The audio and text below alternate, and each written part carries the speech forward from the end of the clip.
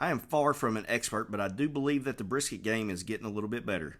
Hard to practice them because, honestly, they've gone up to about $5 a pound where I live for a prime. That's up about $1 a pound from last year. Using that rocket fire torch to get the Primo fired up, doing a little trimming.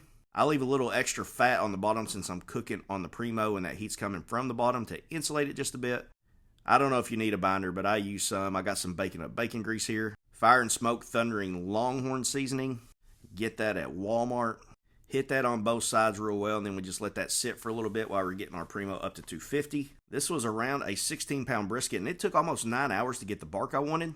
A little tallow down before I gave it a wrap. Back on till it was probe tender. That was around 200 degrees. Let it rest for 2 hours before we sliced it up. And I know this won't be perfect for all you keyboard pit masters, but I don't think anybody that came to the house would have complained about it a bit.